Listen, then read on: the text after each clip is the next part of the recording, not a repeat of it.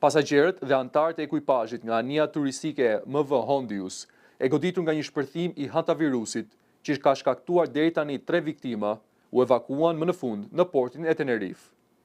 Pasagjerët zbritin nga anija në grupe të vogla pranë ishullit spanjoll për të transportuar më pas drejt aeroporteve dhe kthyer në vendet e tyre të origjinës. Operacioni u mbikëqyr nga autoritetet shëndetësore ndërkombëtare dhe zgjati për rreth 24 orë. Edhe pse asnjë nga personat e larguar nga anija nuk shfaq simptoma, ata u transportuan me autobus ushtarak drejt aeroportit të Tenerife për të shmangur çdo kontakt me publikun. Organizata Botërore e Shëndetësisë ka rekomanduar një kuarantinë 42 ditore për të gjithë pasagjerët dhe ekuipazhin, si mas parandaluese kundër përhapjes së virusit. Sipas OBSH-s, hantavirusi zakonisht transmetohet nga brejtësit, por në raste të rralla mund të kalojë edhe nga njeriu tek njeriu. Autoritetet spanjolle deklaruan se në anije nuk janë gjetur brejtës, ndërsa OBSH beson se rasti i parë mund të jetë infektuar gjatë udhëtimit në Amerikën e Jugut përpara hipjes në anije.